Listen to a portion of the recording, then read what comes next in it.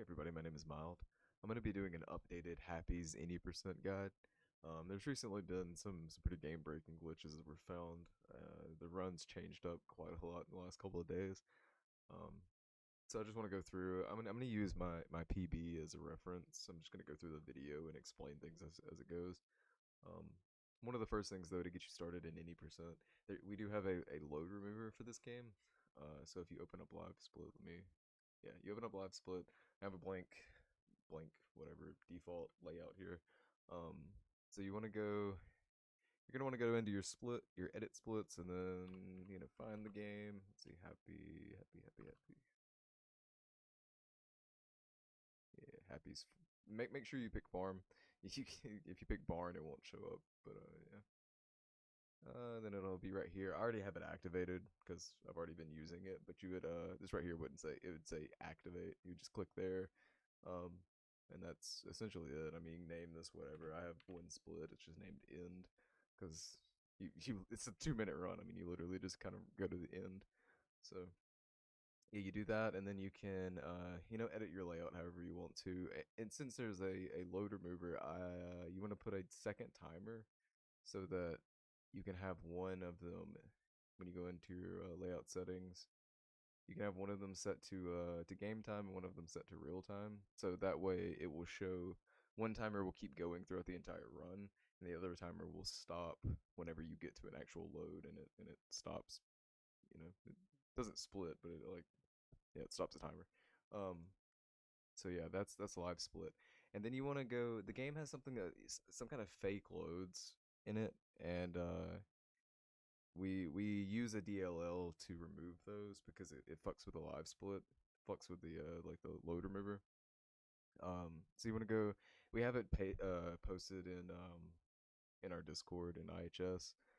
It's right there pinned. This one has everything in it. It'll remove the fake loads. It lets you start in the apartment, so it'll skip the tutorial and like the long intro cutscenes and all that stuff. And yeah, I think that's all it does. And mainly the fake loads and stuff.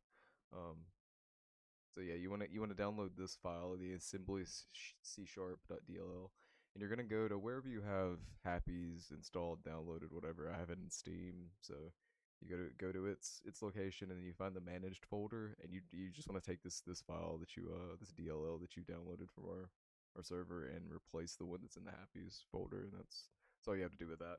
And then now everything like your live split should be working fine, so you get the loads removed and everything. So yeah, now you have Happy set up and you can actually get into the run. If you've played Happy's before, or you've played the any percent run, it starts out the exact same as any run would. So I'm just gonna go ahead and get it started here. We can get into it. Um, yeah, so you start in your apartment. You want to grab the headphones and then run outside the apartment, and that's the start of the run. It's like 7 seconds. And normally, what you would do here is, as soon as you get out of the apartment and you load in, you want to run forward just like one step. Let me pause it. It's going pretty quick. Um, you want to walk forward about a step, because if you just exit to the main menu as soon as you get out of your apartment, it won't actually count. When you go back to the main menu, you won't have continue here. You'll just have new game, and it's like it doesn't normally. Let me explain the endless glitch before I get into this, because it used to just skip. It would skip forward a few days in the run, so you would skip the shifts that you would have to do to making the food. So we would use the endless mode glitch to do exactly that. We would go into endless mode, and then we'd exit endless mode and go back into the game. And to do that, you would have to have that continue button. If you didn't have that continue button, you would just automatically have to start a new game every single time, which wouldn't work, obviously. Um, so yeah, we used to just go into endless mode and then leave. But now endless mode turns out that there's two different versions of it. One for just the normal Happy's restaurant, and then one for the diner. Um and the diner happens to just be a copy pasted copy of the one that's in the actual game. So the load trigger we found out was always there. It's just loaded behind a wall. um And in the other run that we have, the backpack percent, where you could like clip through the wall with the backpack, it's actually, um, I mean, we found out when we were testing all of that that the the the trigger is always there. We just never had a way to clip through the wall. So we finally found that. We found a way to clip through the wall. And then it also turns out that the endless mode diner is just a copy of the normal diner. So the end trigger is still in endless mode loaded all the time. So if you get to the trigger in the endless mode, it'll take you to the end of the game. So that's essentially what we're doing now. So instead of going into endless mode and then leaving, we're going to go into endless mode and just stay. You want to go into the diner, and then we are going to go and we have to jump up there's like cardboard cutouts all over this place, and this is super blurry. Like these cutouts, they're everywhere. Like there's one here. The one we're using is up here. Um, like up on top of this up here. There's like probably three other ones in this place. Let me see if you can see them when you come in here. There's gonna be one right here, and then one off on this side somewhere. Like there's a bunch of them in there, and you can use all of them as far as I know, because I've clipped with different ones. But the one that we use, the fish that's on top of the bathrooms, it's the I don't know. I found a decent setup with it that works more times than it doesn't. You know, it's definitely not 100%, but it yeah, I mean it works a lot better than the other ones because I was getting clips with them, but they were just super inconsistent. So you want to run over to this diner booth here, and you can jump up on the back of this right here, and you have to be almost in the center of it because if you're off to the side, it'll just kind of it will slide off on the sides. And what you're gonna have to do is you're gonna have to jump up and then jump and crouch up here. You have to be holding crouch. If you don't have crouch held, you'll just like bonk your head, and then you'll fall back down.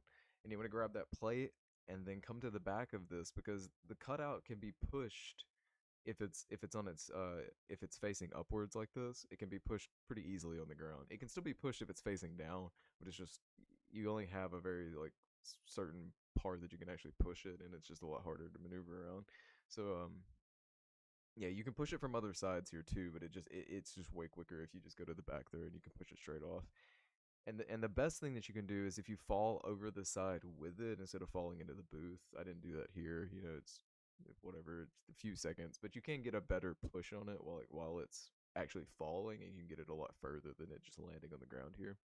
But you want to get it, and it's all about just pushing the cutout outside of this diner so you can push it over to the wall because the cutout is actually what's going to clip you through the wall. But the thing about this is when you get it face down, I haven't actually clipped with it face down. I don't know if it's possible to clip with it face down at all. So when it's like this, you want to take your plates, and there's probably almost 10 of them that are just kind of scattered around the diner. But there's three on this table right here, and then the one that you pick up.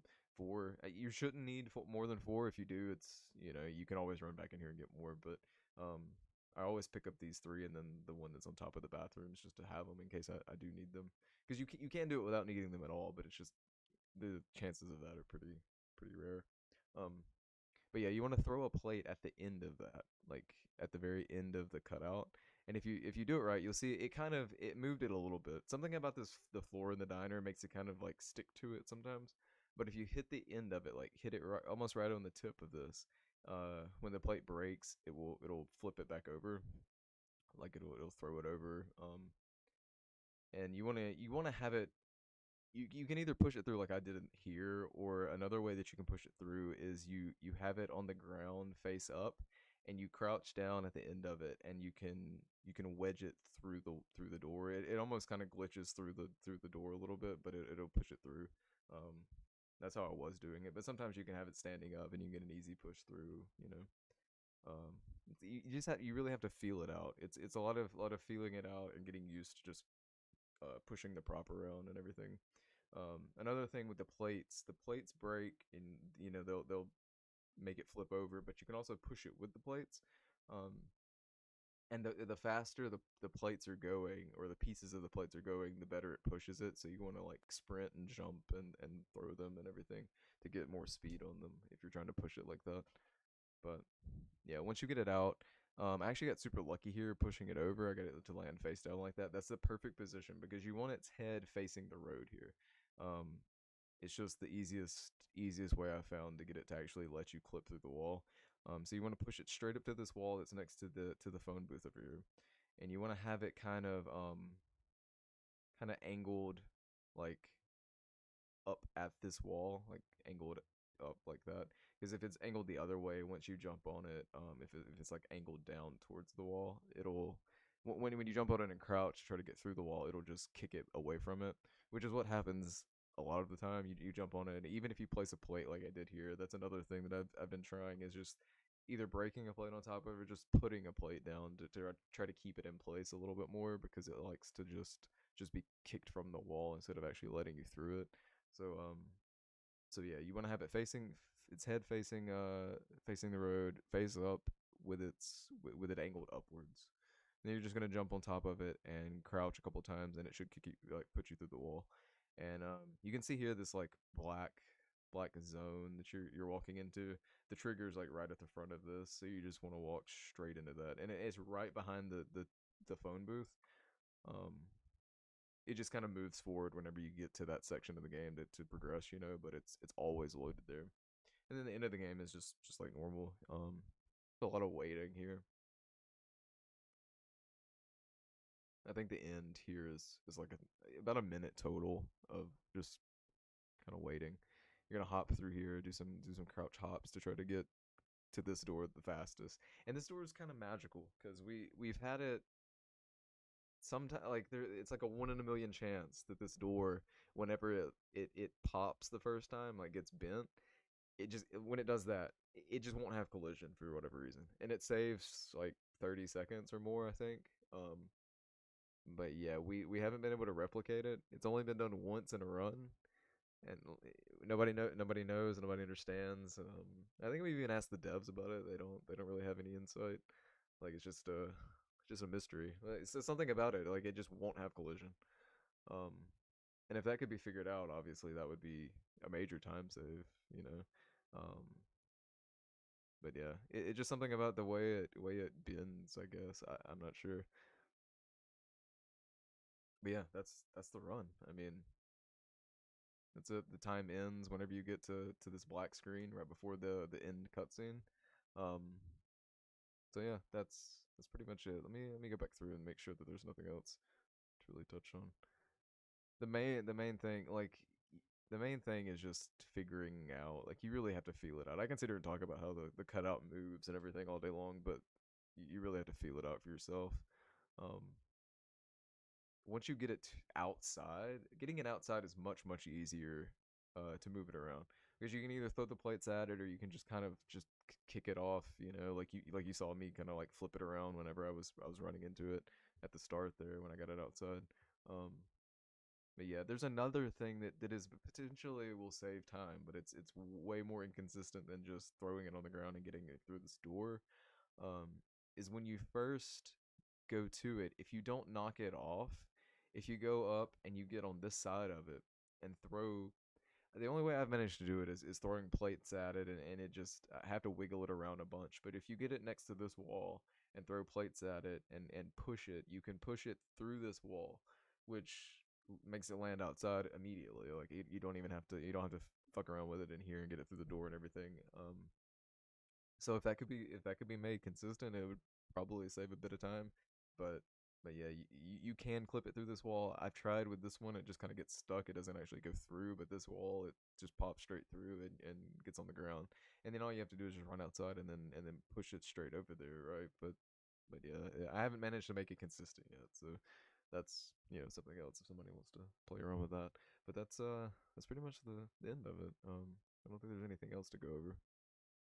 Um, the main thing, like one of the main things, is making sure here whenever you exit the apartment, like you want to walk forward just a step or two. Like you don't want to do it too quick because it won't count. You won't be able to go back into the run. Um, so yeah, that is happy as any percent.